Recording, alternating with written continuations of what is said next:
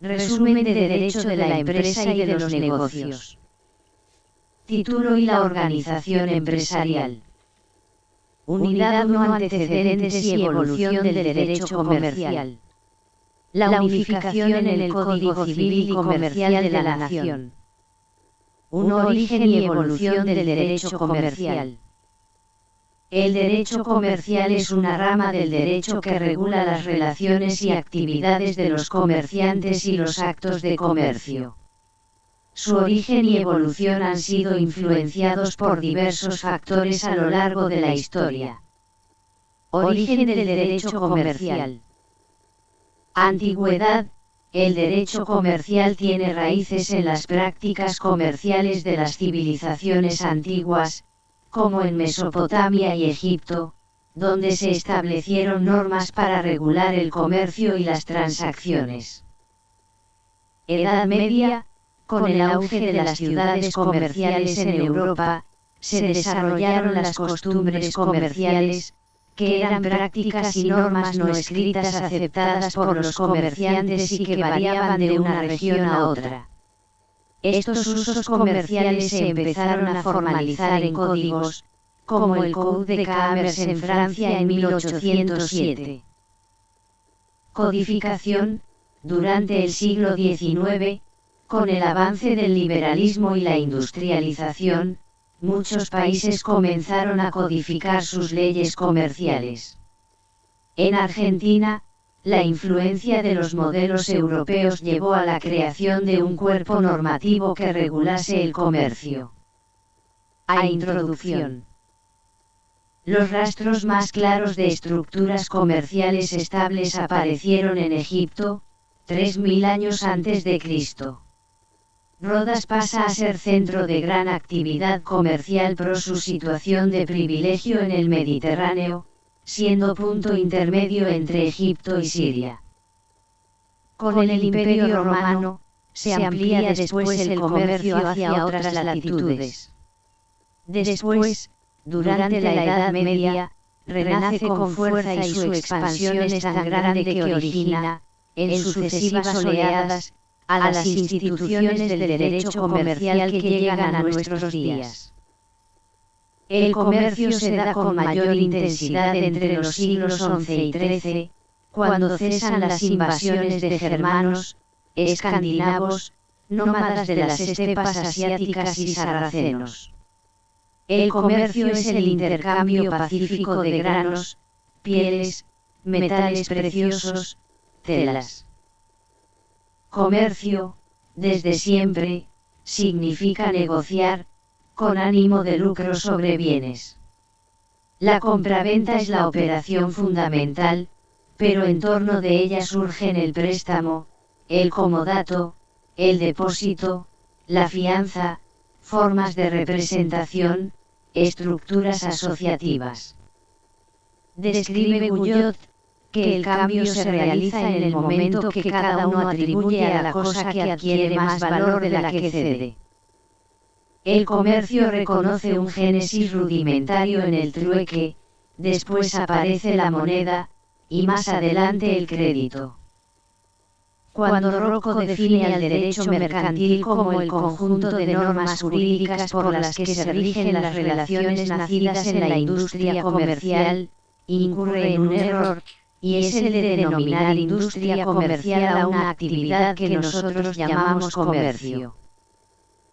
Sin embargo, el comercio no logra una noción unitaria en el ámbito jurídico tal como lo reconoce Fontana Rosa, quien, sin embargo, arriesga un concepto: será comercio, en sentido jurídico, todo supuesto de hecho al que la ley califica de mercantil.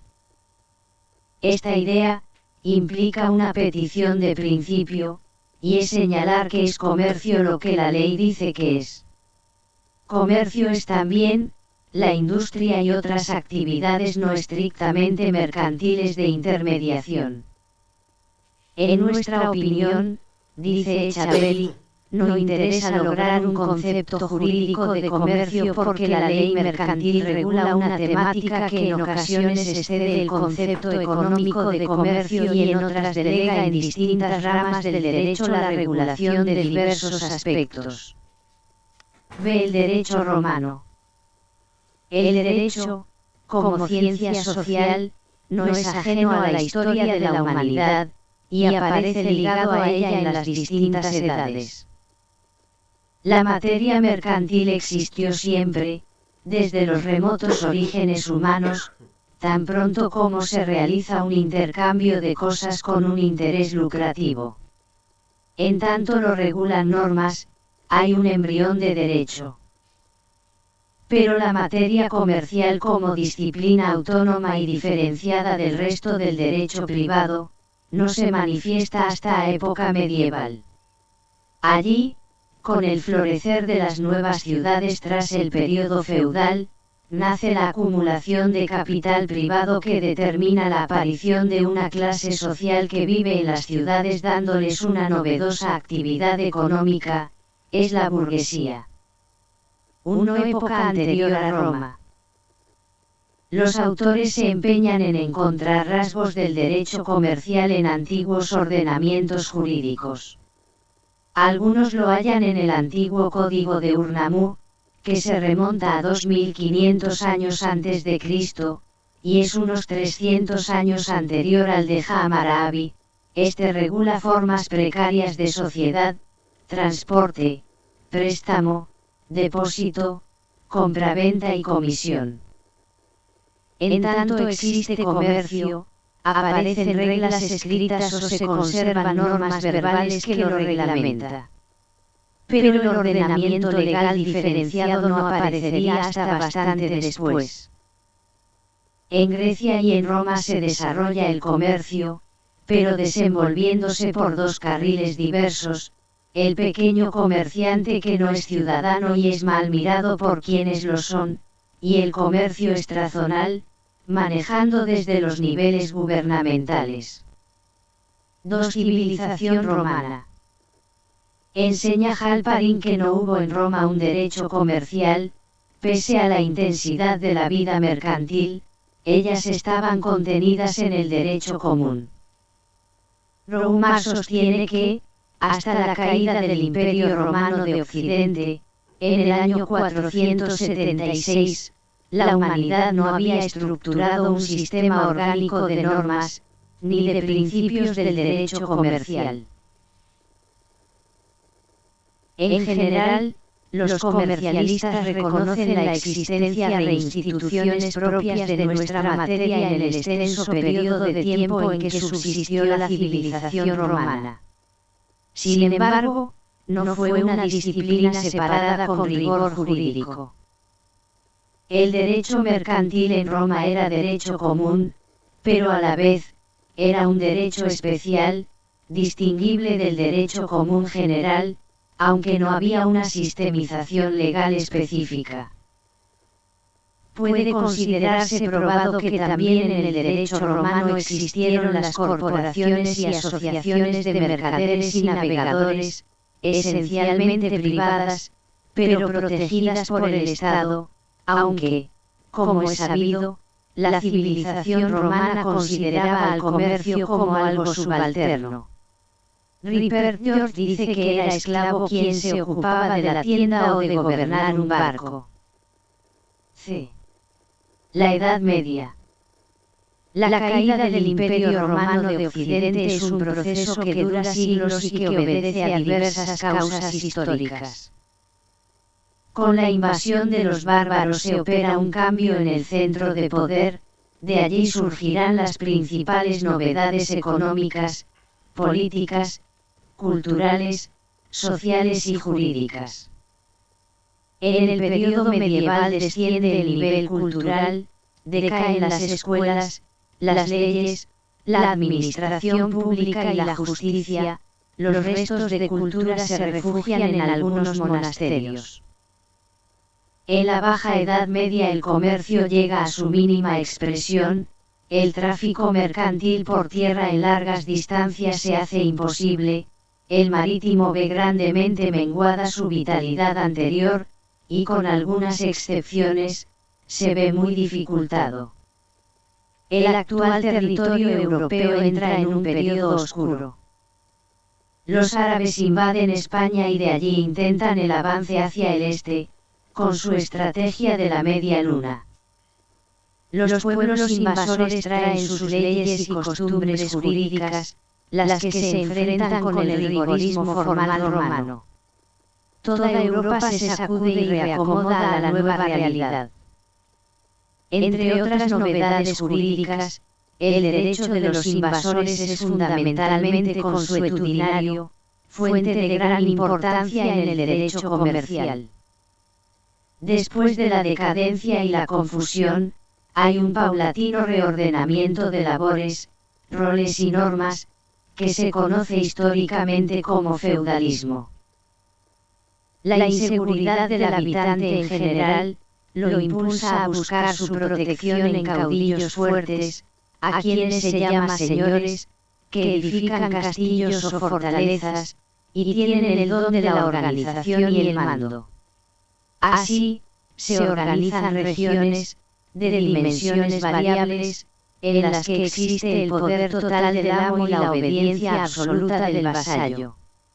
La economía es en esta etapa eminentemente agrícola y su control y verdadera propiedad están en manos del señor feudal. Hasta el siglo XVI, son las ciudades-puertos las que impulsan el comercio medieval, sirven ellas de modelo para el resto de Europa en cuanto a regulaciones jurídicas comerciales. Milán y Florencia como centros internos, de gran actividad mercantil. En el siglo XI se produce un cambio, empieza una era de prosperidad en Europa central. Se ha logrado la paz y un status quo, aumenta la riqueza agrícola y crece la población. Y se produce un fenómeno, la migración del hombre de campo, que poco a poco se va instalando en las ciudades. El sector primario, agricultura, cede su puesto al artesanado, sector secundario. Jesús Rubio explica la aglomeración de personas, que de pequeños villanos se convierten en burgueses o habitantes del burgo. Ese poder es el que le permitirá, desafiando el de los señores, exigir y crear un nuevo derecho que regule su actividad. Teófilo explicó las reglas básicas del tratamiento del cuero, la seda, la cristalería, metales, técnicas de acabado, textiles, etc. Además, agrega reglas elementales de comercio. Comienza también en el siglo XII el uso de libros y normas de contabilidad por partida doble. En ese siglo y el siguiente se generaliza el uso de la letra de cambio y una moneda de banca. El comerciante comienza a tener sus instituciones, incluido el procedimiento concursal cuando sus negocios no van bien. La sociedad feudal conoció el derecho comercial embrionario. Los burgueses, habitantes de las nuevas ciudades, son los portmen de Inglaterra. El portus, ahí era el verdadero centro comercial. En el siglo XIV y XV hay un abandono no masivo del campo. Poco a poco, cada uno en el nivel que puede, se ir de la dependencia campesina como artesano, vendedor ambulante, mercader la por menos o mayor escala. En las ciudades, el aire se hace libre, el siervo domiciliado en el burgo durante más de un año y no reclamado por su antiguo dueño, se convierte en libre. Los burgueses desean conquistar un nuevo orden jurídico que los beneficie, quieren el poder político y tribunales propios según las necesidades de la dinámica de las transacciones. Todo ello se logra con el tiempo, cuando se acepta una lex mercatoria, basada en usos, costumbres y normas que regulan la actividad de grandes y pequeños mercaderes. Ese conjunto de normas de contenido jurídico es el Estatuto del Comerciante. En realidad, el sistema feudal no es para ellos. Tienen que crear otro sistema dentro o paralelo a él. Guyenot atribuye a dos razones la formación de un derecho propio de los comerciantes. 1. Necesitaban ellos reglas más amplias que las del derecho común, demasiado formalista, que facilitaran la celeridad de las operaciones de comercio. 2. Desde aquella época, el comercio adquiere un carácter internacional muy marcado. Mercaderes y negociantes tenían que disponer de un conjunto de reglas jurídicas que le fuesen comunes. Señala Rubio que el nuevo derecho de los mercaderes nace y se desarrolla íntimamente vinculado al espíritu de la organización económica que se conoce hoy en día como el nombre de capitalismo. A lo cual se opone Faragosi, quien recuerda que existió derecho mercantil antes del desarrollo del capitalismo, señalando, además, que la identificación de que se trata conlleva una inmovilización que no se compadece con la esencia misma de esta rama del orden jurídico, caracterizada por ser una categoría histórica, lo que significa que las normas mercantiles no son el fruto del capricho del legislador, sino que responden a exigencias ineludibles de la realidad. Por ello sus incesantes transformaciones tanto en el ámbito de su acción como en el espíritu que lo informa. 1. Ferias y mercados. Los mercaderes pertenecen a una ciudad, operan en ella o preparan caravanas para llevar cada vez más lejos sus productos. Los mercados son su ámbito permanente de trabajo, las ferias, el discontinuo. En ambos se intercambian o venden productos. A las ferias van los mercaderes profesionales, allí se intercambian los distintos productos, como se requiere una larga preparación, se las celebra anualmente o a lo sumo 2 veces al año. En vez de vender de ciudad en ciudad, se van organizando reuniones permanentes, que con el correr del tiempo se hacen famosas, son las ferias. En ellas, los comerciantes intercambian experiencias recíprocas, y la población se beneficia con la mayor disponibilidad de productos. 2. Las casas de comercio. La evolución del derecho mercantil marca una nueva etapa, con la superación de la figura persona del comerciante y la aparición de la casa comercial. El mercader supera la tienda, el almacén, y con el progreso económico mejora y perfecciona sus instalaciones. Más allá de la casa comercial, aparecen las organizaciones, figuras asociativas, descentralización por medio de matrices y filiales, el uso de marcas específicas para los productos, organizaciones más complejas a las cuales se suman toda clase de empleados y auxiliares. El dinero se utiliza cada vez más, pero con él también se genera una forma de multiplicación de la moneda, es la llamada moneda de banca, de tanta mayor cotización cuanto más importante es la casa bancaria que la produce. 3. El contrato de cambio, la letra de cambio, el vale o pagaré, el cheque. Son figuras jurídicas utilizadas por los comerciantes con el fin de agilizar sus negocios, evitar el envío de moneda metálica a lugares lejanos y de simplificar pagos, y enjugar deudas. 4. Las corporaciones. Nacen como centros de autorregulación, como protección contra el poder gubernamental, y también en concepto de agrupaciones profesionales, excluyentes de competencia y vigías de la calidad del trabajo de cada gremio. El derecho corporativo implica el derecho estatuario. De la aplicación de las costumbres se avanza hacia la emisión de reglas escritas, cada vez más minuciosamente detalladas, de gran rigor. Nacen las corporaciones, que no se denominan de ese modo hasta el siglo XVIII, antes se llaman guindes, guildas, ansas, cofradías. Estas asociaciones nacen durante el régimen feudal, pasan, de voluntarias a espontáneas a ser obligatorias, al punto de impedir el ejercicio de oficio a quien no estuviera autorizado por ellas. Las corporaciones adquieren poco a poco gran poder, comienzan a controlar las ferias, participar en cargos municipales, propugnar ordenanzas y reglamentos, adquirir privilegios y franquicias, etc. Las corporaciones imponen estatutos, verdaderos reglamentos de cada oficio. Más adelante en la historia, grupos de asociaciones profesionales se federan en las ANSAs que tratan de monopolizar el gran tráfico mercantil y restringir el número de partícipes.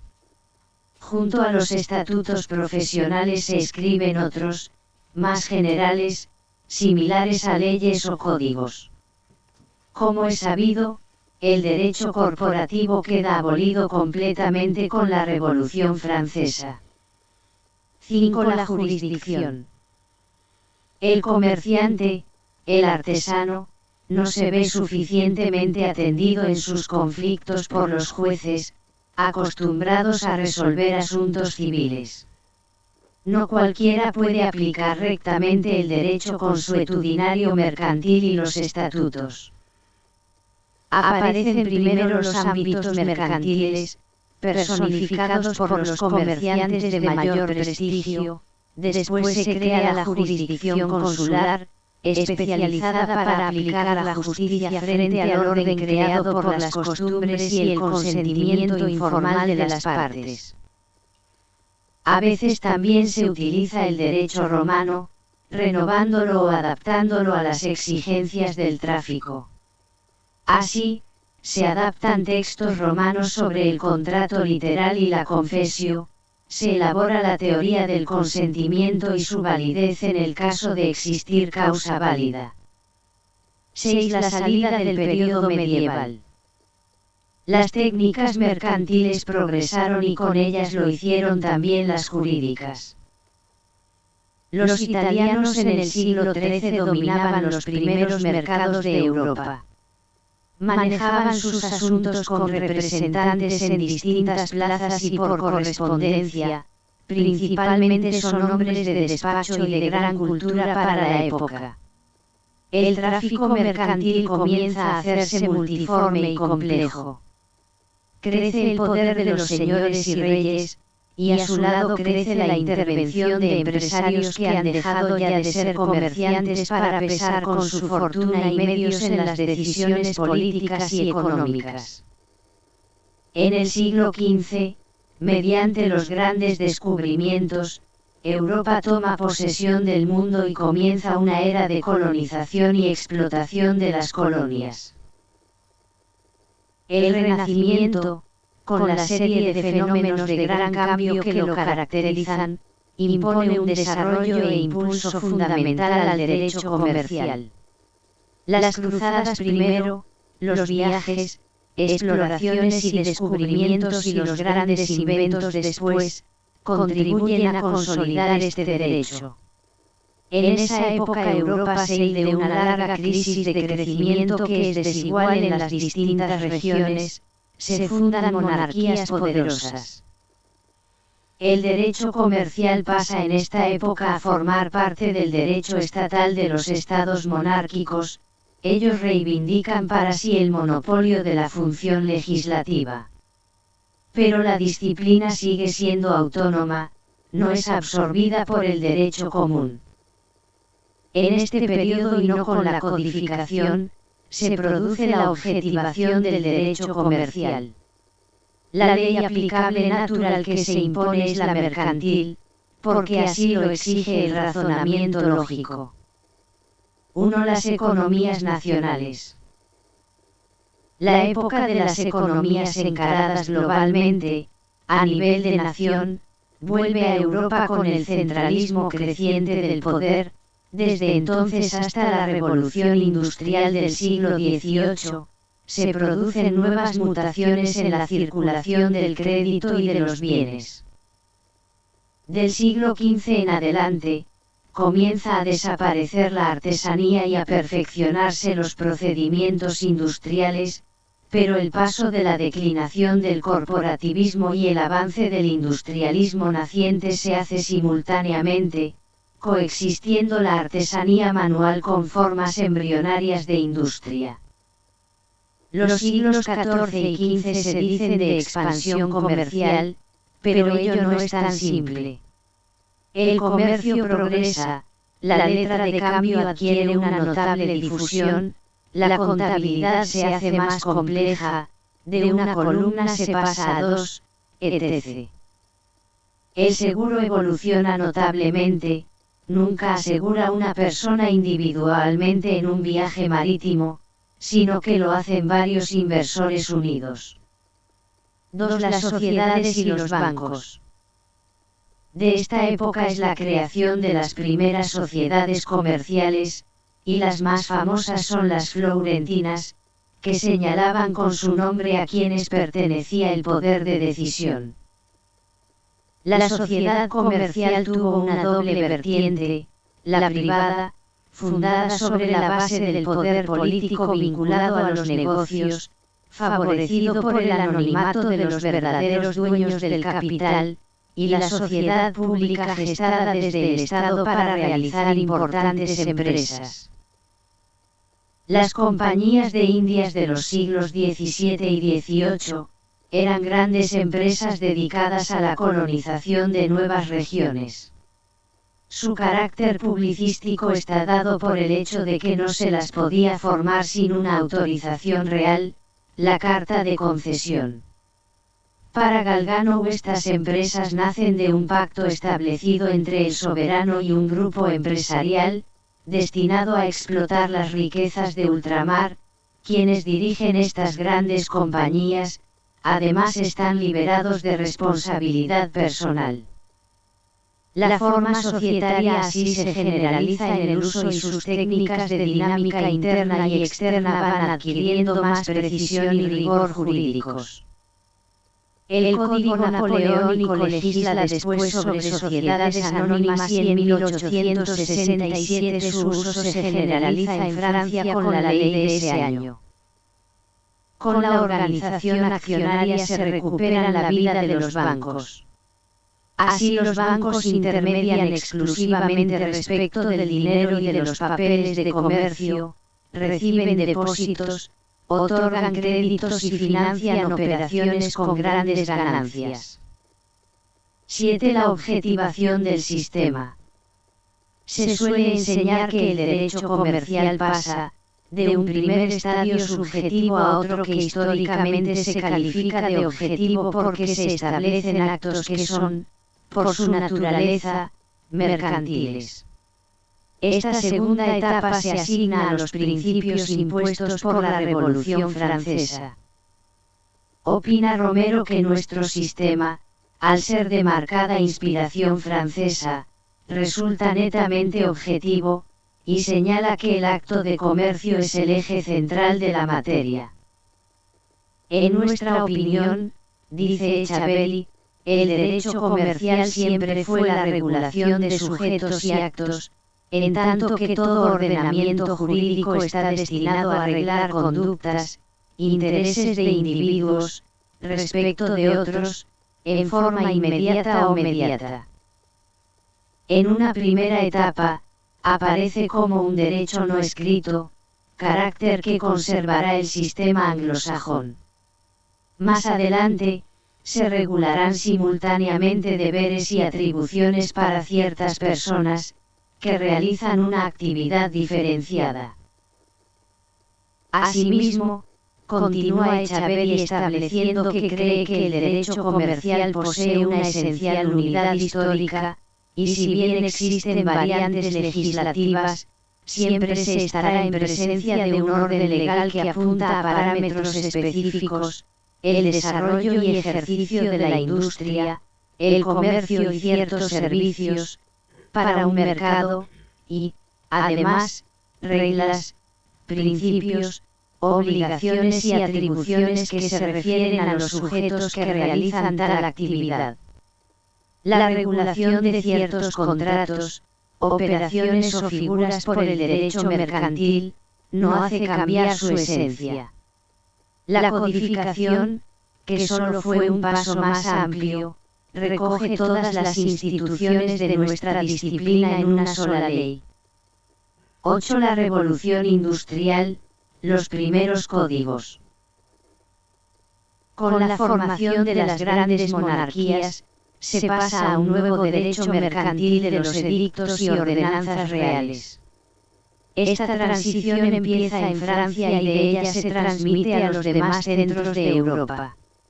Esto coincide con la formación de los estados nacionales. Con reglas escritas, que pretenden objetivar por un lado lo que los comerciantes hacen de manera profesional, y por otro, de determinar obligaciones personales exclusivamente para ellos, aparece una nueva forma de aplicar el derecho comercial para la jurisdicción consular. Los mercaderes serán juzgados por ella solo cuando corresponda a negocios mercantiles. Por otro lado, quien realice actos de comercio sin ser comerciante, también será juzgado a tenor de las reglas de nuestra materia. A. El Código Comercial de Francia. Turgot, en 1776, trata de terminar con las corporaciones. Así la Asamblea Constituyente suprime tanto los privilegios individuales como los de comunidades. Virtualmente hay libertad plena de comercio e industria.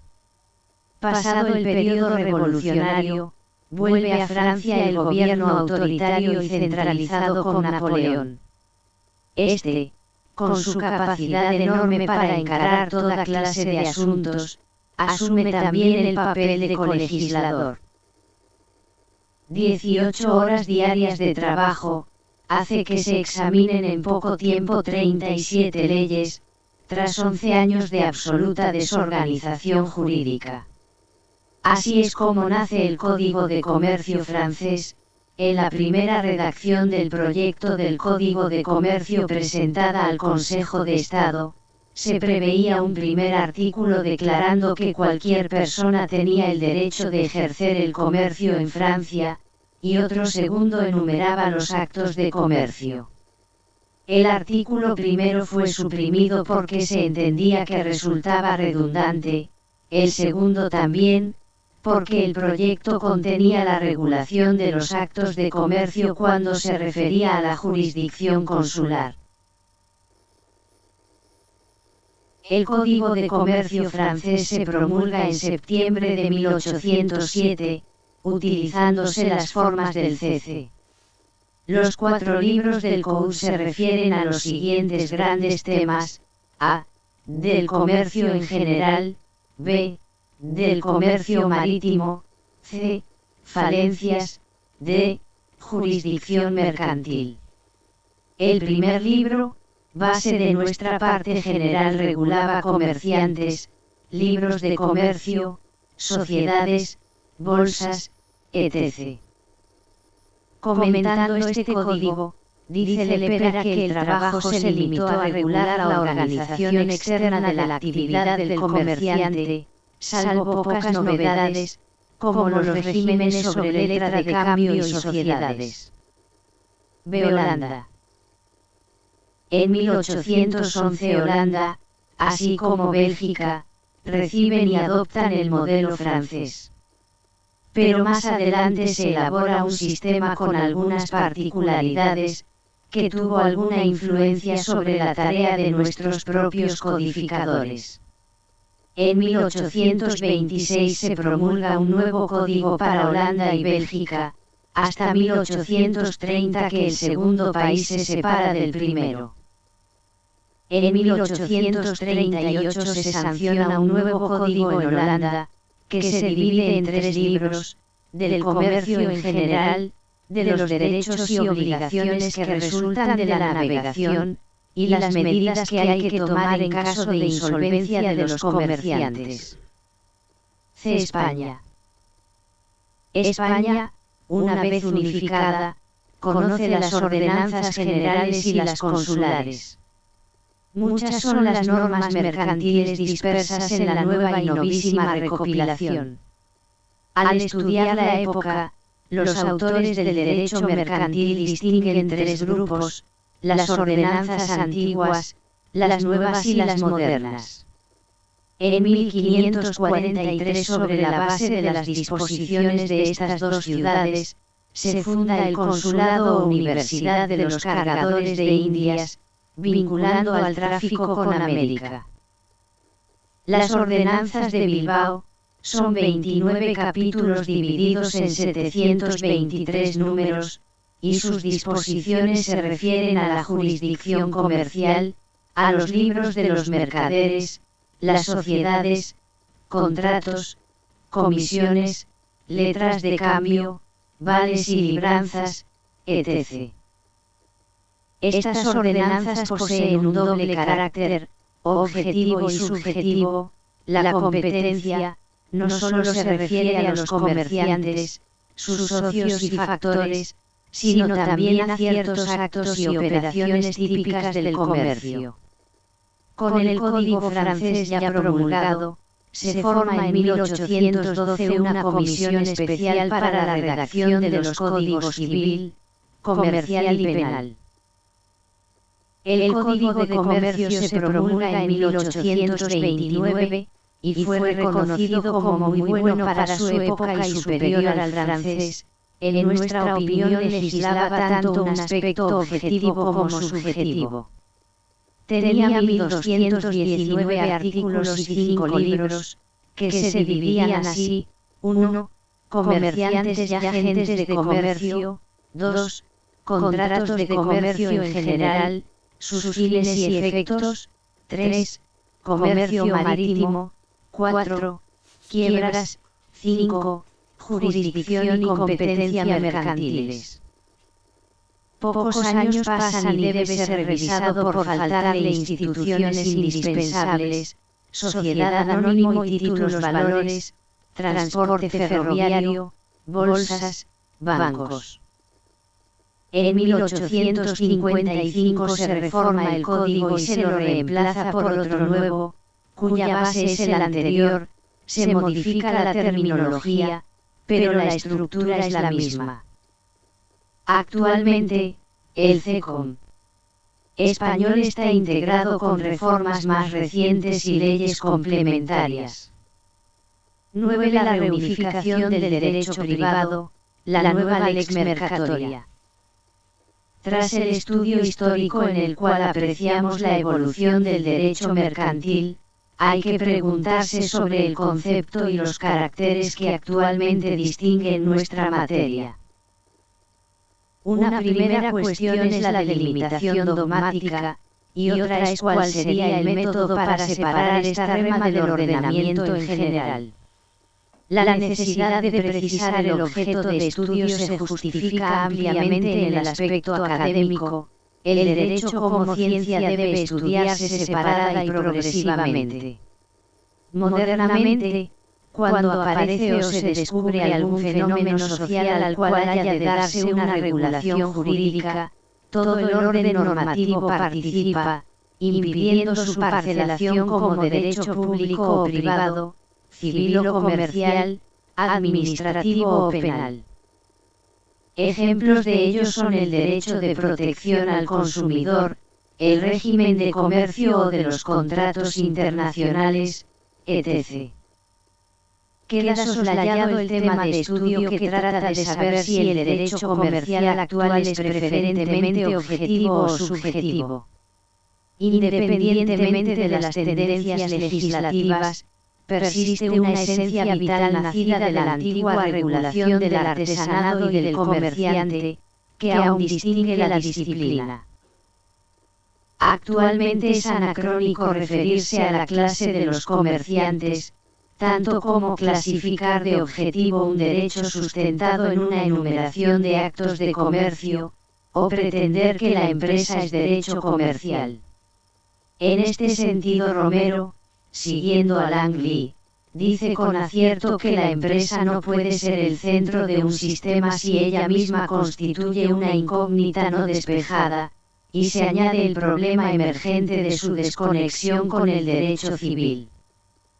No carece de interés realizar un somero estudio de las diversas posiciones que en la doctrina pretendieron captar la unidad de nuestra disciplina en un concepto totalizador. Hoy, frente a la complejidad del mundo, el jurista no puede parcelar como antes su enfoque, como tampoco puede hacerlo el legislador. Más que nunca hay que reivindicar el estudio de las instituciones del derecho, que no serán nunca ya, exclusivamente civil o comercial o de derecho público o privado. D. La Constitución económica y las nuevas figuras comerciales. Perspectivas. En cuanto al derecho económico, el tema ha sido evaluado ampliamente. Nuestra materia no es tan amplia como la económica, como dice Guyenot. La vida económica no es comercial, al referirse a las profesiones liberales, la agricultura, las industrias extractivas.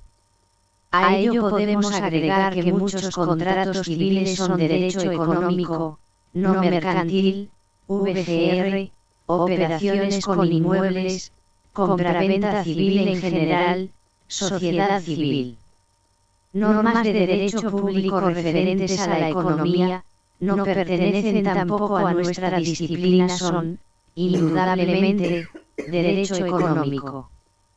Y comercio, como decía Rothko, excede a veces el contenido de esta disciplina, o en ocasiones, esta desborda aquel concepto. Concepto de derecho de empresa. Desde el punto de vista económico, es empresa una organización que prevé la realización de una actividad económica con un riesgo, para intermediar en la producción o el cambio de bienes y servicios. Muchos autores identifican la empresa con el derecho mercantil. La Ley de Sociedades Mercantiles objetiviza a la empresa en su artículo primero. Así, podemos ver que hay una imposibilidad de identificar el derecho comercial con el concepto de empresa. En primer lugar, tal concepto no fue nunca acogido íntegramente por nuestra legislación. En segundo lugar, la doctrina predominante aplica a la empresa una lente económica más que jurídica. Muchas organizaciones empresarias no son mercantiles, asociaciones, fundaciones, sociedades civiles. En el ámbito contractual, se ha originado una corriente que pretende distinguir los llamados contratos de empresa, cuando esta categoría legal no existe como tal, ni siquiera indirectamente establecida por la ley. Grossetto Pont define cabalmente la cuestión de este modo: si la empresa está integrada por dos factores, el capital y el trabajo, el derecho mercantil no regula uno de los elementos integrantes, el trabajo. Una definición de lo que es derecho comercial es la siguiente, propuesta por Malgarriga: es una rama del derecho privado que se ocupa, aunque no desde todos los puntos de vista, de ciertas actividades, ejercidas o no de modo accidental, que se ha estimado, por razones varias, necesario o conveniente que no sean objeto, al menos en primer término, del derecho civil o común, en general. Asimismo, Echaverri nos proporciona su opinión: es de fundamental importancia la visión histórica que explica por qué ciertos institutos permanecen unidos en nuestro CECOM. Por ello nos adherimos a las posiciones que enfocan la realidad de nuestra materia en una visión directa. El orden mercantil respondió a una necesidad, que fue la de regular la actividad de ciertos sujetos que desplegaban determinadas tareas de gran incidencia económica. Así nace históricamente. No nos quedamos ahí, más adelante aparece señalando que actos son objetivamente comerciales. Se regula también al sujeto, pero indirectamente, aparecen entonces, en el campo económico visible, Dos clases de sujetos que realizan una tarea similar, son los empresarios individuales, comerciantes, industriales, productores de servicios. Ellos fundan una organización, afrontan un riesgo, dirigen esa organización.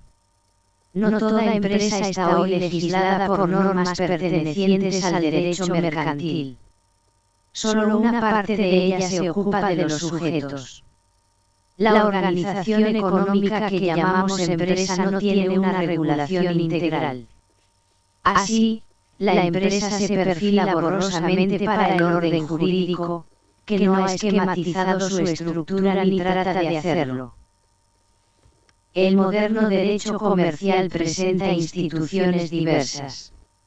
Se centraliza en el estatuto del empresario individual y del empresario colectivo, sigue regulando enfoques de su actuar dinámico, deteniéndose en los cambios y hasta en la patología de las organizaciones productoras para el mercado.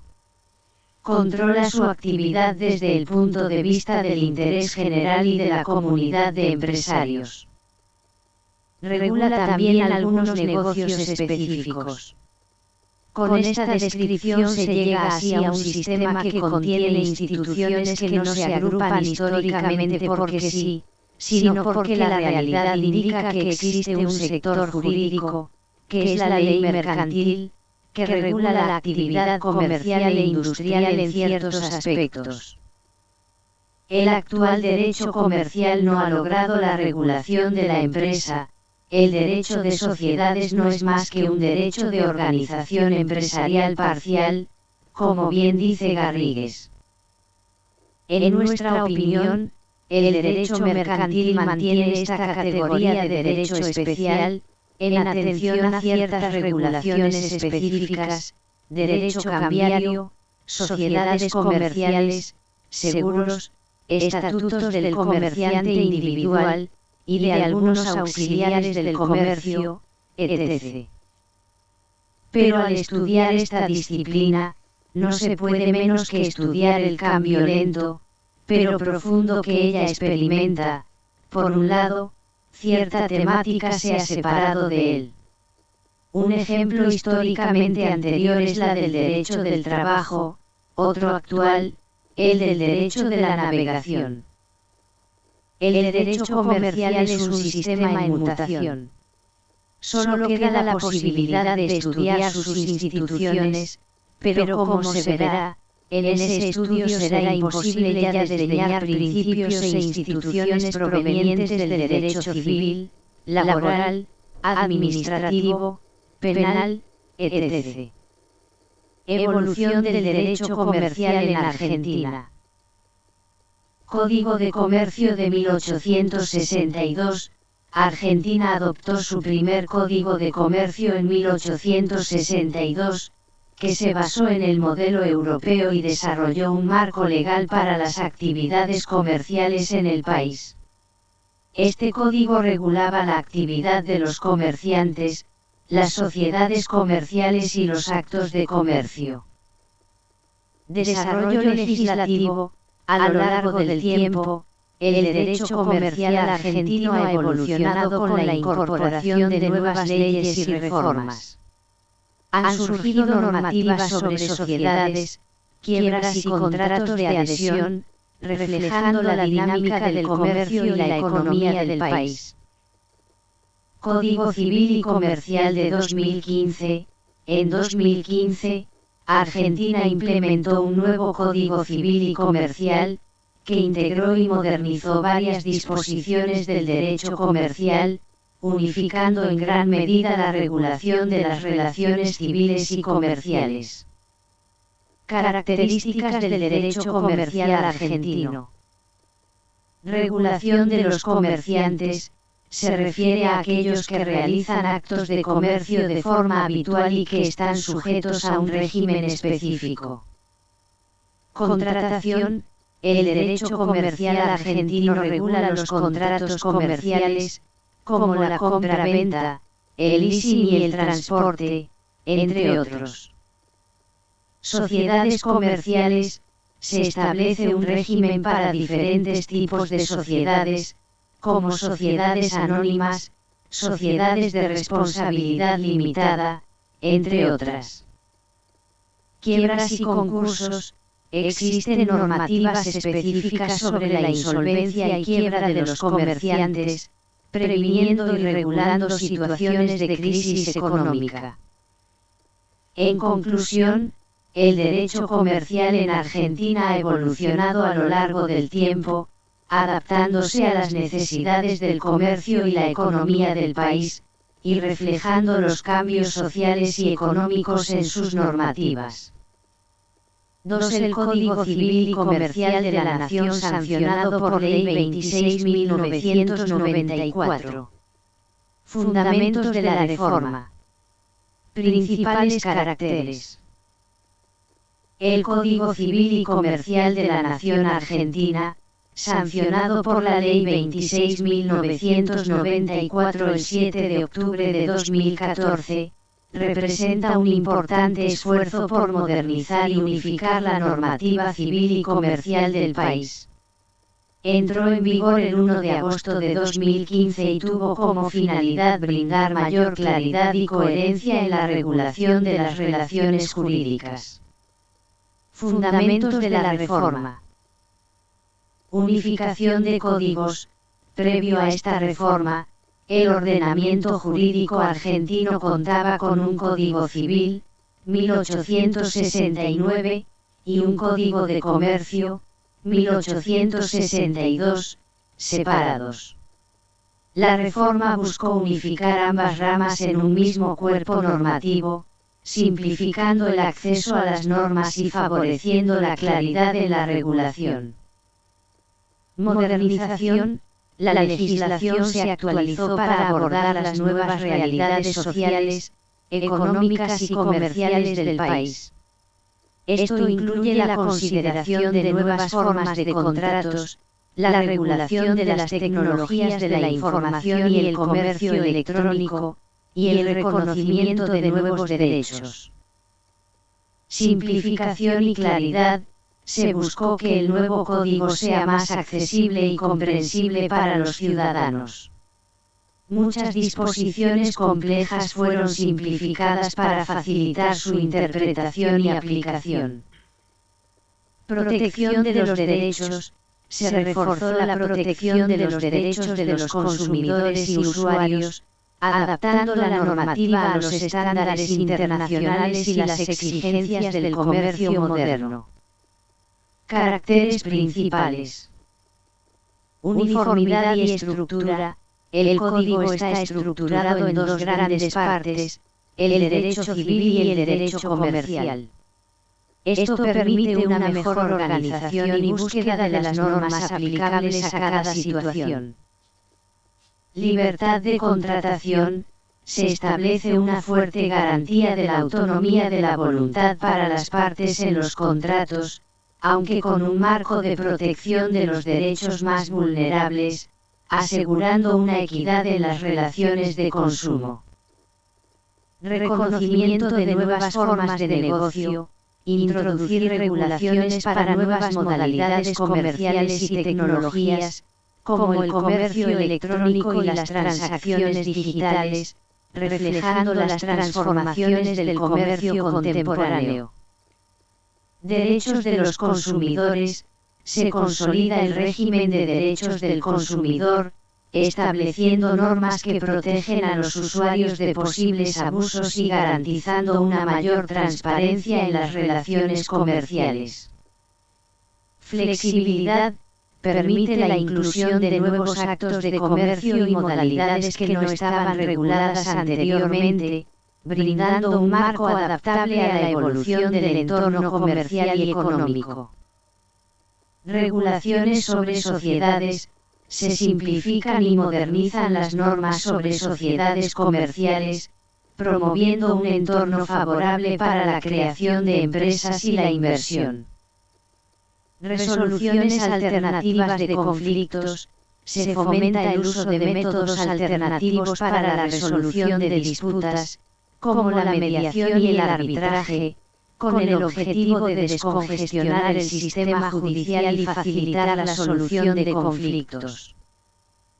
En conclusión, el Código Civil y Comercial de la Nación Argentina, a través de su sanción y puesta en vigencia, busca proporcionar un marco legal integrado, moderno y adaptado a las necesidades actuales de la sociedad y del comercio, reflejando así una evolución en la regulación de las relaciones jurídicas en el país. 3. Concepto, contenido y autonomía del derecho comercial luego de la reforma de la Ley 26.1994. El rol del empresario y de la actividad organizada en el Código Civil y Comercial de la Nación. La reforma de la Ley 26.1994, que dio origen al Código Civil y Comercial de la Nación Argentina, introdujo avances significativos en la comprensión y regulación del derecho comercial, incorporando conceptos fundamentales que reflejan la realidad contemporánea de los negocios y la economía. Aquí se analiza el concepto, contenido y autonomía del derecho comercial, así como el rol del empresario y de la actividad organizada en este nuevo marco normativo. Concepto de derecho comercial. El derecho comercial se define como la rama del derecho que regula las relaciones y actividades de los comerciantes y los actos de comercio. Luego de la reforma, se reconoce que el derecho comercial no solo abarca la regulación de los comerciantes sino también de toda actividad económica organizada que busca la obtención de beneficios. Esto implica una visión más amplia del comercio, que incluye tanto a grandes empresas como a pequeños emprendedores. Contenido del derecho comercial. Regulación de actos de comercio. El Código establece que se considera un acto de comercio, incluyendo no solo el comercio tradicional, sino también la actividad de prestación de servicios, la distribución y la producción. Contratos comerciales. Se incluyen disposiciones sobre diferentes tipos de contratos, tales como la compraventa, distribución, franquicia, arrendamiento y contratos de adhesión, entre otros. Sociedades comerciales. El Código regula la constitución, funcionamiento y disolución de diferentes tipos de sociedades comerciales, promoviendo la adaptación a las necesidades del mercado moderno. Regulación de la quiebra y concursos. Se establecen normas que regulan la insolvencia y procedimientos concursales, buscando proteger tanto a los acreedores como a los deudores. Protección de los consumidores. Se refuerzan las disposiciones sobre derechos de los consumidores, garantizando la transparencia en las relaciones comerciales. Autonomía del derecho comercial. La autonomía del derecho comercial se manifiesta en su capacidad para establecer normas y principios que pueden diferir del derecho civil, adaptándose así a las particularidades del comercio. Aunque el nuevo código ha integrado las ramas de derecho civil y comercial, aún se reconoce la necesidad de reglas específicas para las actividades comerciales. Esta autonomía se ve en principios de la actividad comercial, como la buena fe, la seriedad en la oferta y la necesidad de transparencia.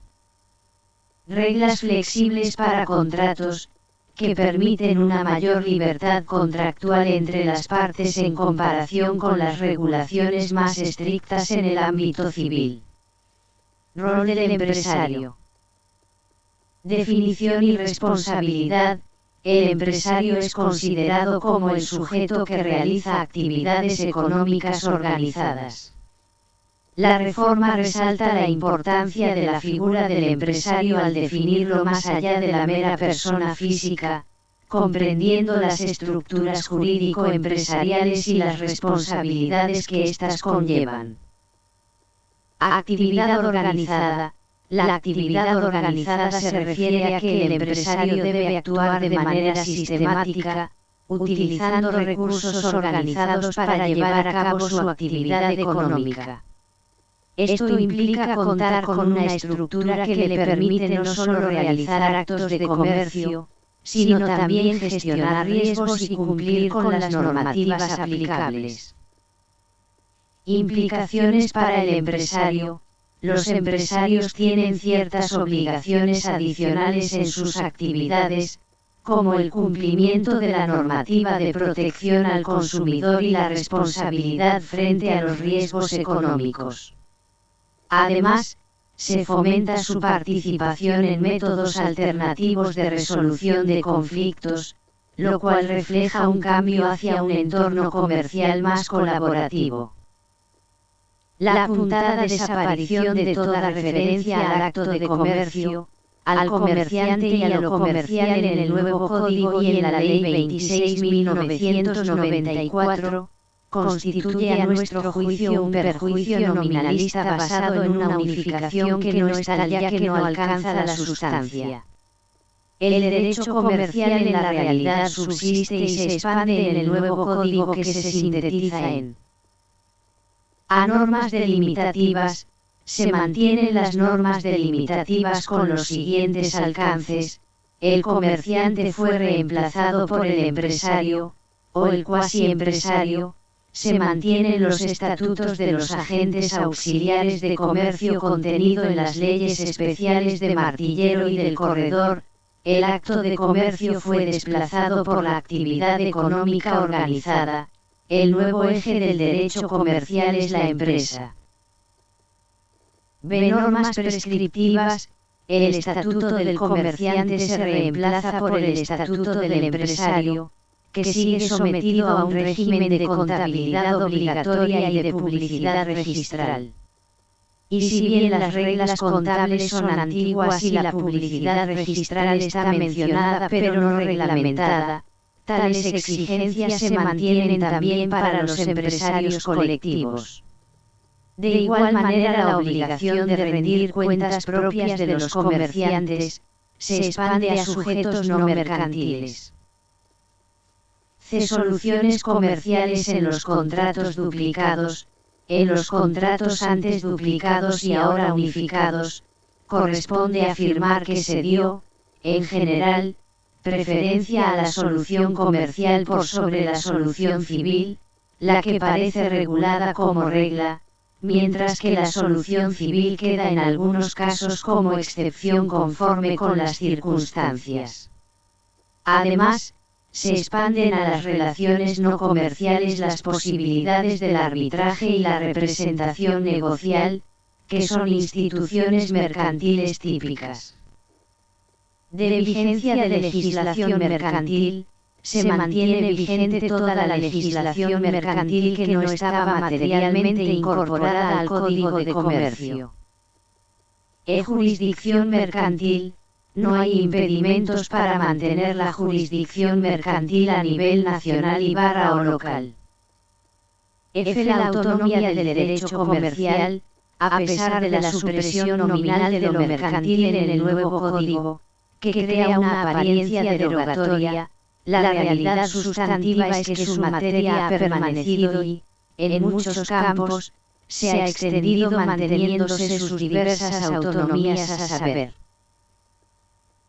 la autonomía científica, que resulta del mantenimiento de sujetos diferenciados, empresarios, cuasi empresarios, auxiliares de comercio, sociedades, y demás personas jurídicas privadas, sometidas a un estatuto especial, contabilidad, registración, y en algunos casos, fiscalización, y de soluciones legales diferentes para algunos casos. La autonomía docente, como necesaria consecuencia de la autonomía científica en tanto implica mantener un objeto de estudio diferenciado del civil, con principios, reglas y características propias. La autonomía legislativa del derecho comercial que se conserva en las leyes comerciales no codificadas cuya vigencia se mantiene expresamente, la autonomía jurisdiccional sea nacional y barra o local del derecho comercial. Conclusión. El Código Civil y Comercial de la Nación Argentina, tras la reforma de la Ley 26.994, ha redefinido el derecho comercial al integrarlo con las dinámicas actuales de la economía y el comercio, reconociendo la importancia del empresario y de la actividad organizada en el ámbito económico.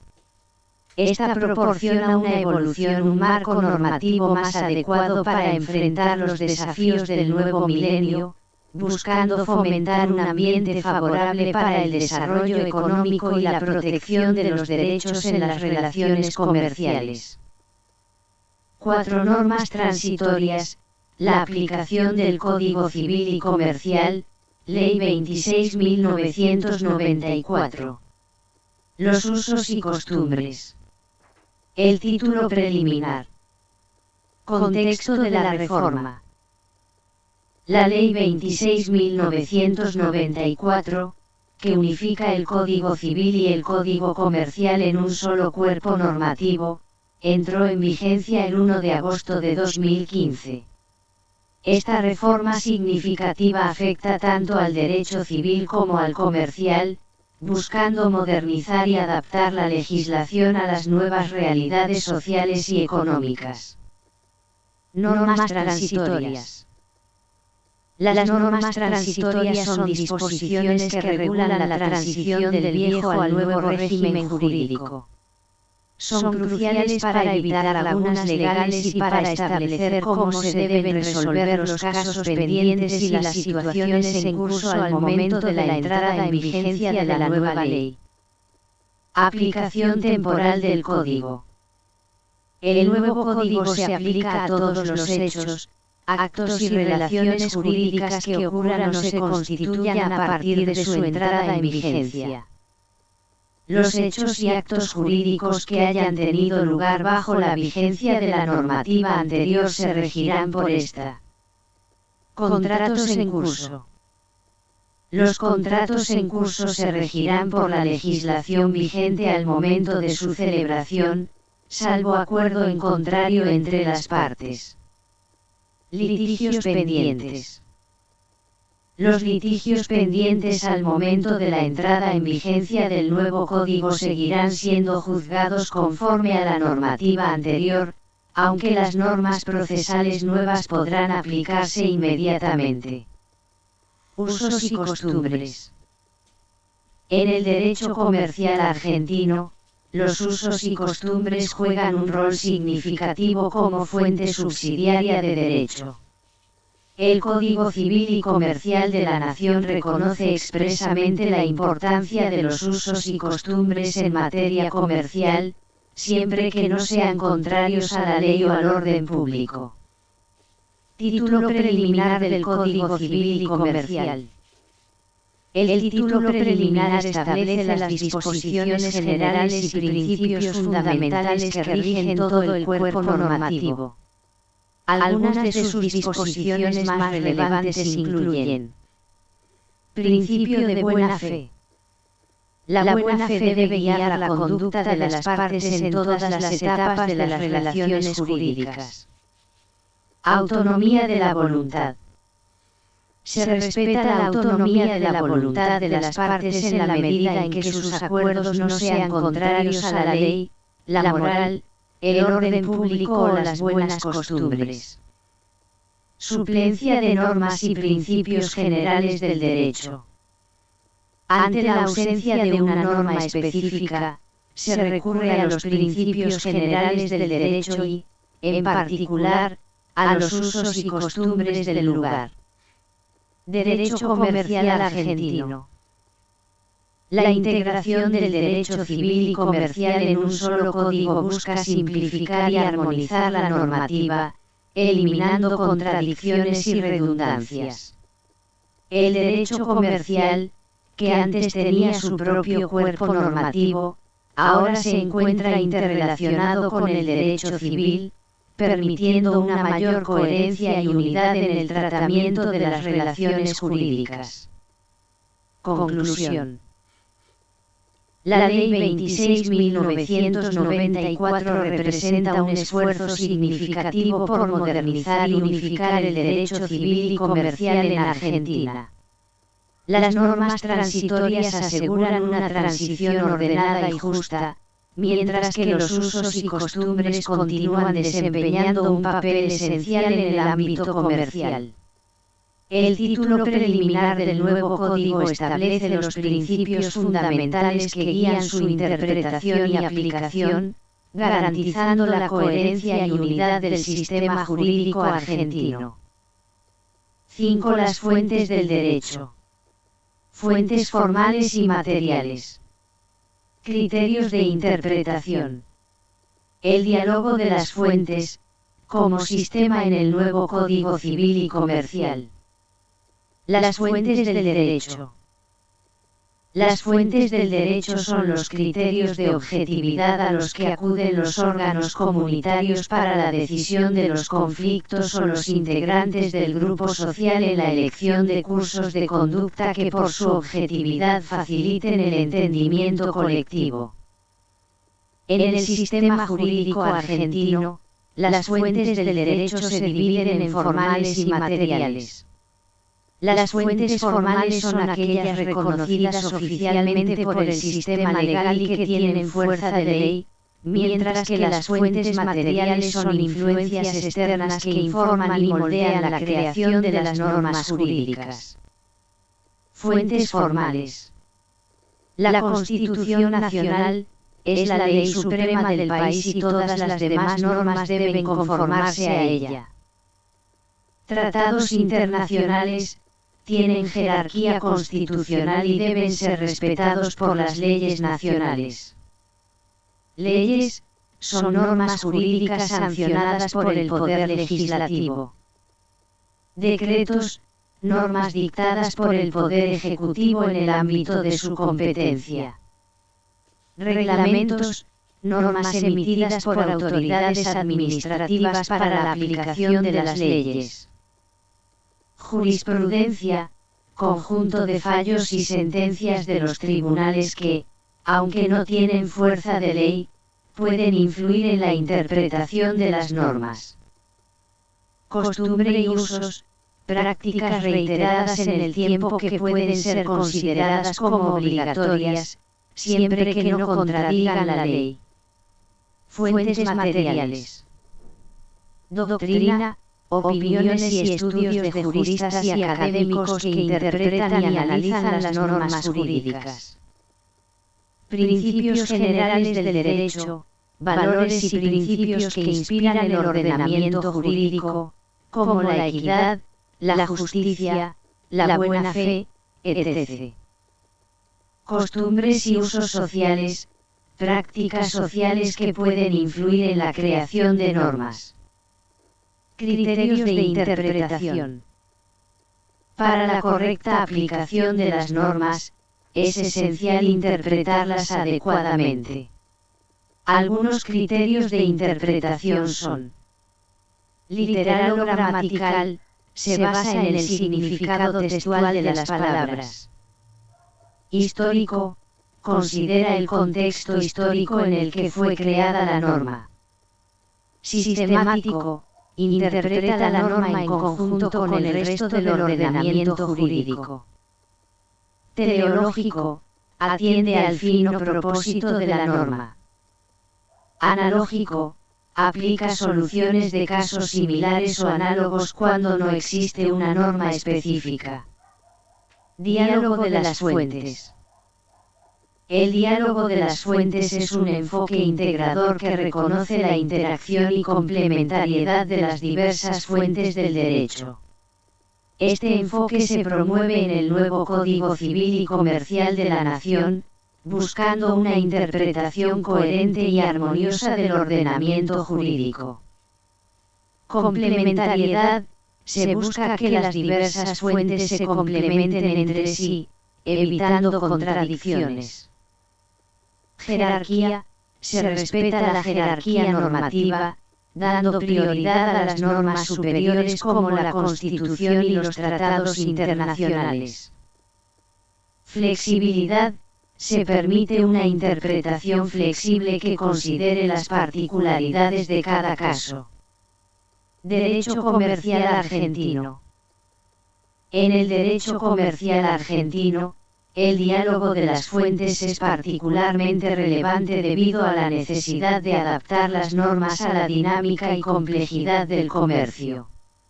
Las fuentes del derecho comercial incluyen leyes comerciales, específicas para el ámbito comercial, como la Ley de Sociedades Comerciales. Usos y costumbres comerciales juegan un papel crucial en la regulación de prácticas comerciales. Jurisprudencia. Las decisiones de los tribunales comerciales influyen en la interpretación de las normas. Contratos comerciales. La autonomía de la voluntad de las partes permite la creación de normas específicas en los contratos, siempre que no contradigan la ley. Conclusión. El estudio de las fuentes del derecho, tanto formales como materiales, y los criterios de interpretación son fundamentales para una correcta aplicación del derecho. El diálogo de las fuentes en el nuevo Código Civil y Comercial de la Nación Argentina promueve una visión integradora y coherente del ordenamiento jurídico, especialmente relevante en el ámbito del derecho comercial, donde la flexibilidad y adaptación son esenciales para regular la actividad económica moderna. 6. Jurisdicción comercial, orígenes y fundamentos. El arbitraje. Importancia en materia comercial, clases.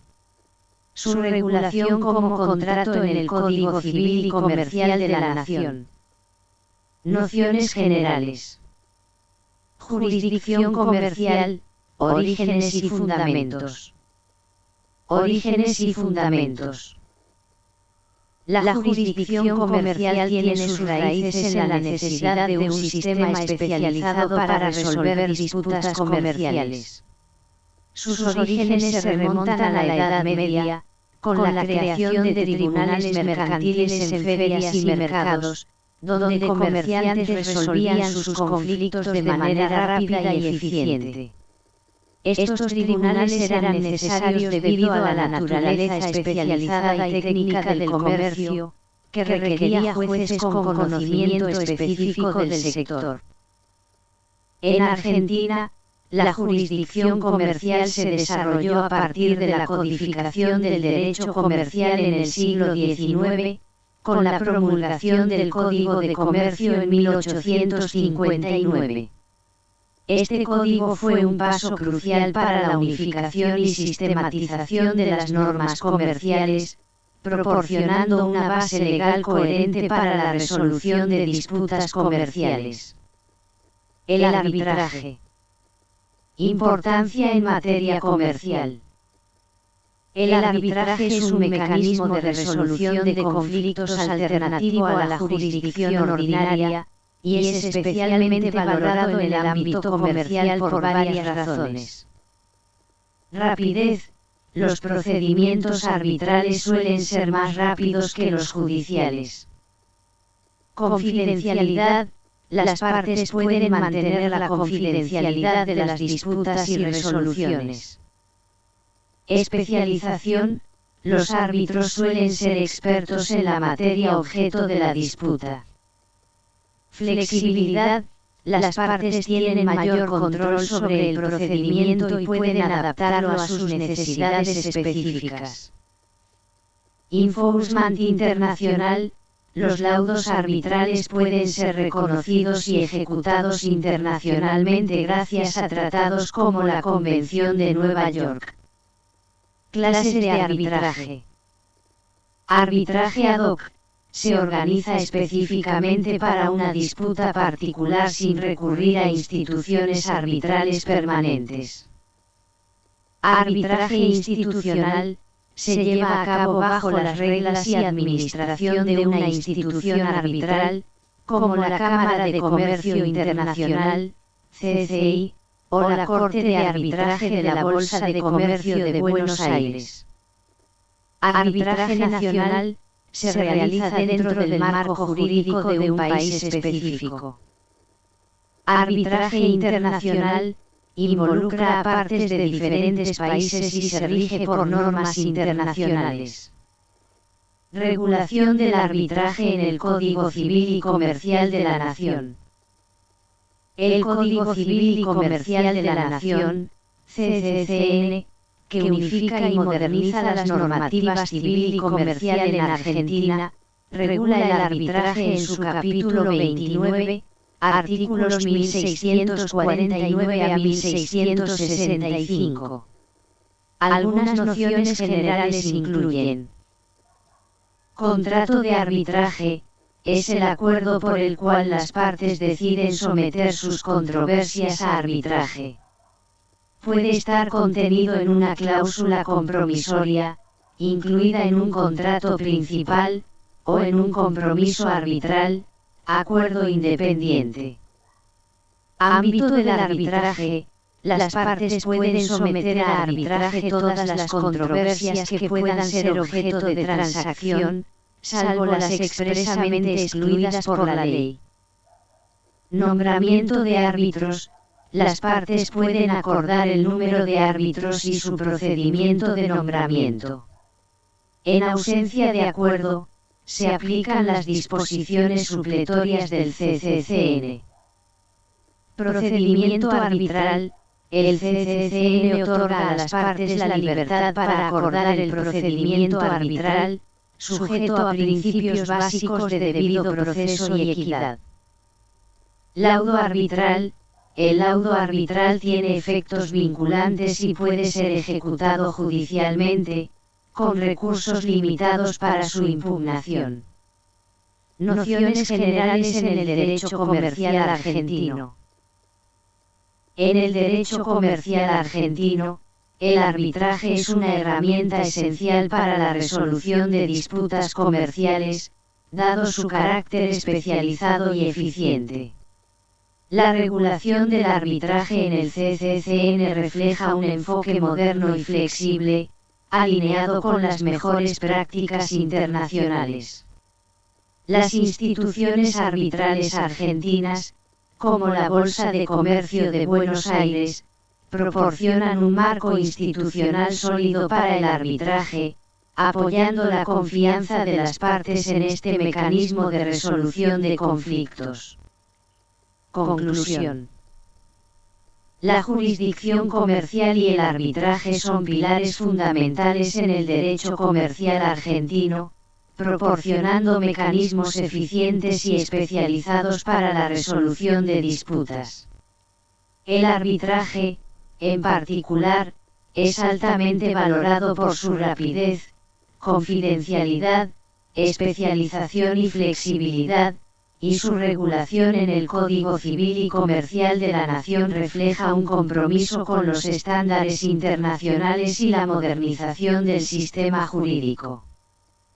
Mercaderes y banqueros de la Edad Media de Jacques Le Goff.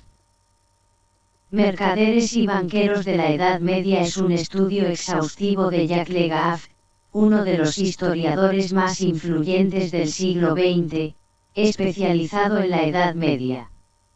En esta obra, Le Goff explora el desarrollo y la importancia del comercio y la banca durante la Edad Media en Europa, destacando cómo estas actividades económicas fueron fundamentales para la transformación de la sociedad medieval y sentaron las bases para el mundo moderno. Principales temas y contenidos del libro. El Renacimiento comercial. Le Goff sitúa el Renacimiento comercial en el contexto del siglo XI, cuando Europa comenzó a salir de la crisis del siglo anterior. Este periodo marca el resurgimiento de las ciudades, el incremento del comercio a larga distancia, y la aparición de una nueva clase social, los mercaderes. El autor describe cómo los mercaderes fueron fundamentales en el restablecimiento de rutas comerciales que conectaban Europa con Oriente Medio, Asia y el norte de África, lo que permitió un flujo continuo de bienes como especias, seda, y metales preciosos. Los mercaderes. Los mercaderes son retratados como innovadores y aventureros que jugaban un papel crucial en la economía medieval. Legaz explica cómo los mercaderes no solo vendían productos, sino que también eran responsables de su transporte y distribución, conectando regiones distantes y diferentes culturas. Estos individuos enfrentaban numerosos desafíos, desde la piratería hasta las fluctuaciones de los mercados, lo que los llevó a desarrollar sofisticadas técnicas de gestión del riesgo, como la diversificación y la asociación. Innovaciones financieras. Legaz destaca la aparición de nuevas herramientas financieras que facilitaron el comercio internacional, como las letras de cambio y el crédito. Estas innovaciones permitieron a los mercaderes manejar grandes sumas de dinero de manera segura y eficiente, sin la necesidad de transportar efectivo. La obra también subraya la importancia de las ferias comerciales, donde estas innovaciones financieras se aplicaban y se perfeccionaban, y que se convirtieron en centros de actividad económica clave en Europa. Los banqueros. La figura del banquero es central en el análisis de Legaz. El autor detalla cómo los banqueros, especialmente en ciudades italianas como Florencia, Venecia y Génova, desarrollaron complejas redes financieras que se extendían por toda Europa. Los banqueros no solo financiaban el comercio, sino que también ofrecían servicios a monarcas, nobles, e incluso a la Iglesia, lo que les confería un poder considerable. Legaz explora la influencia política de los banqueros y cómo su actividad financiera estaba intrínsecamente ligada a los grandes acontecimientos de la época.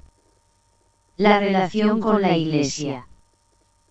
Un aspecto crucial del libro es la exploración de la relación tensa entre la actividad financiera y la doctrina cristiana, que inicialmente condenaba la usura, el cobro de intereses. Legaz muestra cómo la necesidad de financiar guerras, cruzadas y proyectos religiosos llevó a una reevaluación de las posturas de la Iglesia hacia las actividades financieras. Esta adaptación de la doctrina religiosa refleja la creciente aceptación y legitimación del papel de los mercaderes y banqueros en la sociedad medieval. Impacto social y cultural. Legaz argumenta que el auge de los mercaderes y banqueros tuvo un profundo impacto en la estructura social medieval.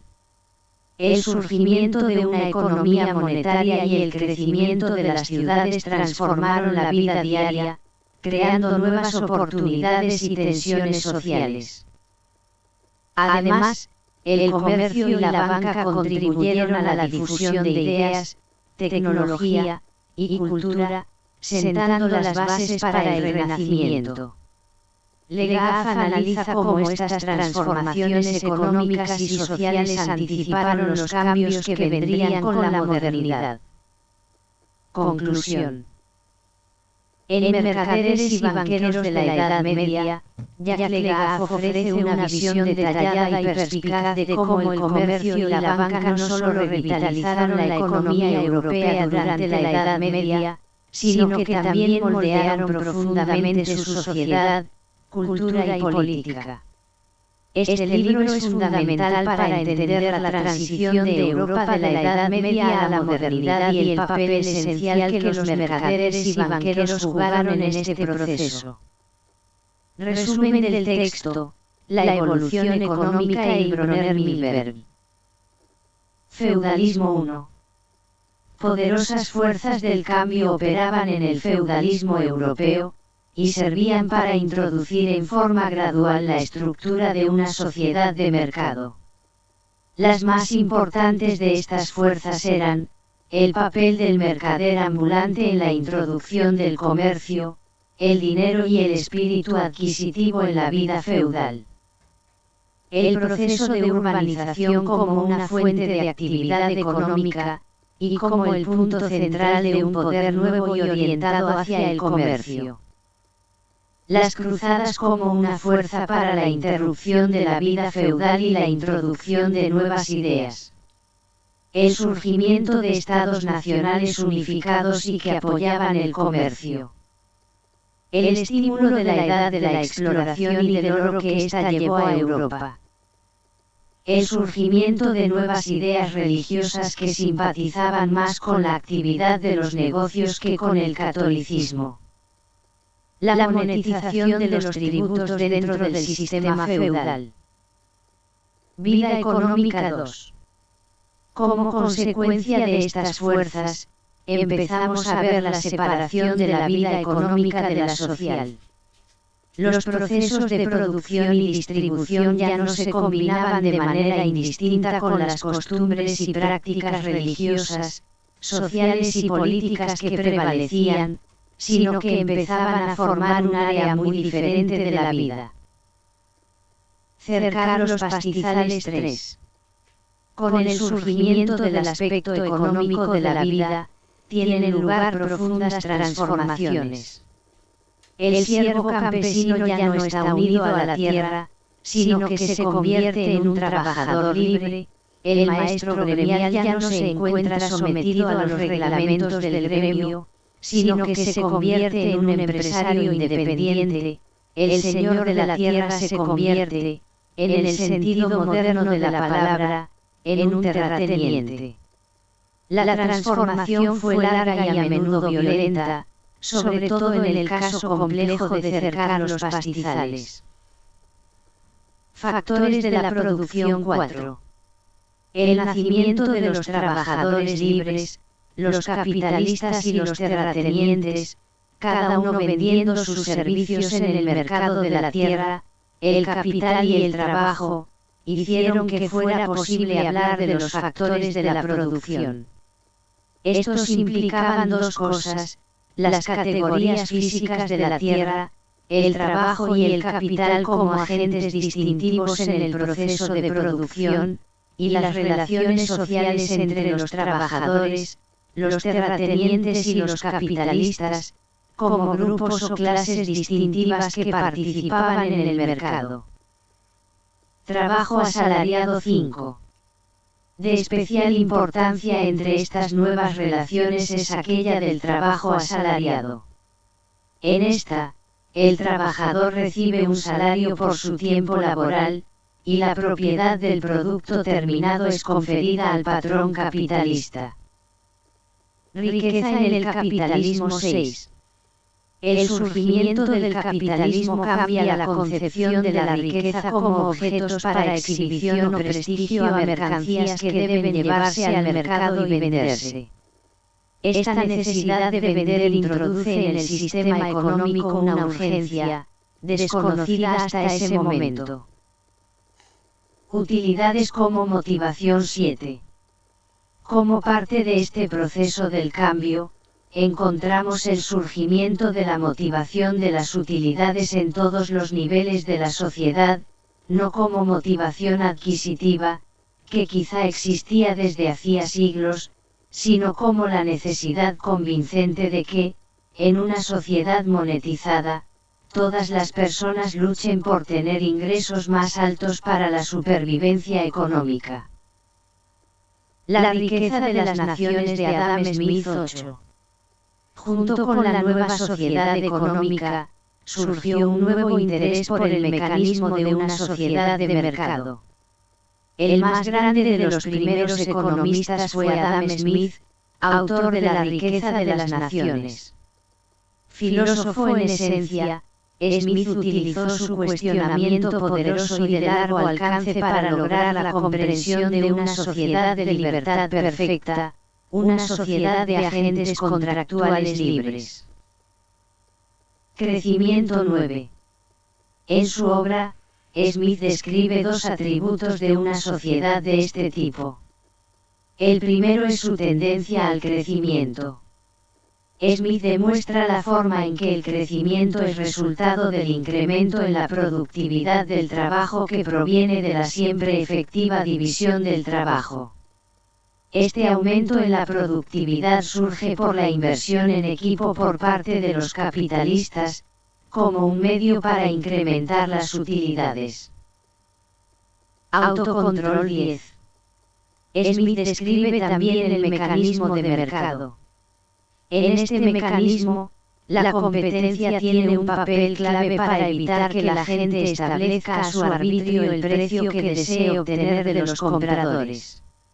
El mecanismo de mercado revela asimismo la forma en que las demandas cambiantes de los bienes transformarían la producción para cubrirlas. De este modo, la piedra angular del Tratado de Smith es su demostración de la naturaleza de autocontrol de un mercado competitivo, en el que una mano invisible deriva fines útiles para la sociedad a partir de medios egoístas y privados. Mirada de Santo Tomás de Aquino sobre el comercio. Santo Tomás de Aquino, uno de los filósofos y teólogos más influyentes de la Edad Media, tuvo una visión matizada del comercio, abordando el tema dentro de su extensa obra sobre ética y economía, especialmente en la Summa Theologica. Su perspectiva se basaba en los principios de la justicia y la moralidad cristiana, y aunque no condenaba el comercio en sí mismo, lo sujetaba a una serie de criterios éticos estrictos. Opiniones de Santo Tomás de Aquino sobre el comercio. 1. Legitimidad del comercio. Santo Tomás no rechazaba el comercio en su totalidad. Reconocía que el intercambio de bienes y servicios era una necesidad de la sociedad y que el comercio podía ser una actividad legítima si se realizaba de manera justa. Consideraba que el comercio era una parte natural de la economía humana, especialmente en su función de satisfacer necesidades y distribuir bienes. 2. Justicia en el comercio. La preocupación principal de Tomás de Aquino respecto al comercio era la justicia. En particular, insistía en la necesidad de la justicia conmutativa, que se refiere a la equidad en las transacciones individuales. Para él, el precio de un bien o servicio debía ser justo, lo que significa que debía reflejar su valor real y no ser inflado por la codicia o el engaño. Tomás de Aquino criticaba duramente las prácticas comerciales que implicaban fraude, manipulación o explotación. Afirmaba que el objetivo del comercio no debía ser la mera acumulación de riqueza, sino el bien común. 3. El precio justo. Uno de los conceptos clave en el pensamiento económico de Santo Tomás es el precio justo. Según él, un precio justo es aquel que corresponde al valor real del bien, teniendo en cuenta los costos de producción, el trabajo invertido y las circunstancias del mercado. No estaba en contra de que los comerciantes obtuvieran ganancias, pero estas debían ser razonables y no a expensas del bienestar de otros. 4. Condiciones del comercio. Santo Tomás reconocía que los comerciantes debían ganar lo suficiente para sustentar a sus familias y mantener su negocio. Sin embargo, creía que el comercio se volvía inmoral si su único objetivo era el lucro sin consideración por el bien común o si implicaba prácticas usureras. También destacaba que el comercio debía realizarse con honestidad y transparencia. Las prácticas engañosas, como la venta de bienes defectuosos o el uso de pesas y medidas falsas, eran condenadas por Santo Tomás. 5. El comercio y la moralidad cristiana. En su análisis, Tomás de Aquino integró la moral cristiana en la actividad comercial, subrayando que la riqueza obtenida a través del comercio debía ser utilizada para el bien común y no solo para la satisfacción personal. En este sentido, promovía la caridad y el uso de la riqueza para ayudar a los pobres y contribuir al bienestar de la comunidad. 6. La usura. Siguiendo la tradición de la Iglesia, Santo Tomás condenaba la usura, el cobro de intereses excesivos por préstamos de dinero. Consideraba que el dinero no tenía un valor intrínseco y que cobrar intereses por su uso era inmoral, ya que el dinero no debería generar dinero sin trabajo productivo. Sin embargo, era consciente de la necesidad de ciertos mecanismos financieros, siempre que se mantuvieran dentro de límites justos y razonables. Conclusión. Santo Tomás de Aquino veía el comercio como una actividad necesaria y potencialmente virtuosa, siempre que se llevara a cabo dentro de un marco de justicia y moralidad cristiana. Su enfoque se centraba en la equidad, la honestidad y el bien común, y condenaba cualquier forma de comercio que explotara a los demás o se basara en la codicia. Su pensamiento económico, aunque formulado en la Edad Media, tuvo una influencia duradera en la doctrina social de la Iglesia Católica y en el desarrollo de la ética económica en el mundo occidental. La mirada de Calvino sobre el comercio. Juan Calvino, uno de los principales líderes de la Reforma protestante, tenía opiniones complejas sobre el comercio, influidas por sus creencias religiosas y su interpretación de la ética cristiana. A pesar de no ser un economista, su pensamiento teológico tuvo un impacto significativo en la visión del comercio y la actividad económica en las sociedades protestantes, especialmente en el desarrollo del capitalismo en Europa. Opiniones de Calvino sobre el comercio. Aprobación del comercio justo. Calvino no condenaba el comercio en sí, sino que lo veía como una actividad legítima y necesaria dentro de la sociedad.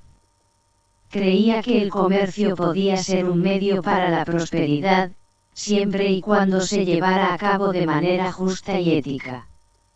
Para Calvino, el comercio debía estar alineado con los principios cristianos de honestidad, justicia y caridad. La usura y el interés. A diferencia de la Iglesia Católica medieval, que condenaba la usura, cobro de intereses, en cualquier forma, Calvino adoptó una postura más matizada. Permitía el cobro de intereses en los préstamos, pero con límites. Según Calvino, el interés debía ser razonable y no debía explotarse a los más necesitados. Creía que el dinero, como cualquier otro recurso, podía ser productivo, y que el interés podía ser justo si se usaba para fomentar el bienestar económico y social. Ética del trabajo y la acumulación de riqueza. Calvino defendía la ética del trabajo duro y la acumulación de riqueza como signos de la gracia de Dios, pero siempre con la advertencia de que la riqueza no debía ser un fin en sí mismo. La prosperidad debía ser vista como un medio para cumplir con los deberes cristianos, incluidos la caridad y el apoyo a la comunidad. También sostenía que los comerciantes y empresarios tenían una responsabilidad moral de usar su riqueza para el bien común y no para la mera ostentación personal. La providencia y el comercio. Calvino creía en la doctrina de la providencia divina, según la cual todo lo que sucede en el mundo, incluido el comercio, está bajo el control de Dios. Esta visión le daba al comercio un propósito más elevado, y exigía que los comerciantes actuaran de acuerdo con la voluntad de Dios. Para Calvino, el éxito en el comercio podía ser visto como una señal de bendición divina, siempre que se lograra de manera justa y conforme a los principios cristianos. El capitalismo y la ética protestante. Aunque Calvino no formuló explícitamente una teoría del capitalismo, su ética del trabajo, su aceptación del comercio y el cobro de intereses, y su visión de la acumulación de riqueza como potencialmente moral, influyeron en el desarrollo del capitalismo en las sociedades protestantes. Max Weber, en su obra La ética protestante y el espíritu del capitalismo, argumenta que las ideas de Calvino y otros reformadores contribuyeron a crear un ambiente cultural favorable al desarrollo del capitalismo en Europa. Conclusión. Calvino veía el comercio como una actividad legítima y potencialmente virtuosa, siempre que se realizara dentro de un marco ético cristiano. Rechazaba el lucro excesivo y la explotación, promoviendo en su lugar un comercio justo que contribuyera al bienestar de la sociedad. Su pensamiento tuvo una influencia duradera en la ética económica de las sociedades protestantes y en la formación de la mentalidad capitalista en Europa. El cercamiento de los pastizales en la Edad Media. El cercamiento de los pastizales, también conocido como enclosure en inglés, fue un proceso histórico que tuvo lugar principalmente en Inglaterra, y aunque sus orígenes se remontan a la Edad Media, alcanzó su mayor intensidad durante los siglos XVI al XIX. Este proceso involucró la transformación de tierras comunales y de uso común en propiedades privadas mediante el cercamiento físico de estas tierras. Origen y desarrollo en la Edad Media. Un sistema agrario medieval. Durante la Edad Media, la economía rural en Europa, especialmente en Inglaterra, se basaba en un sistema agrario conocido como Open Field System.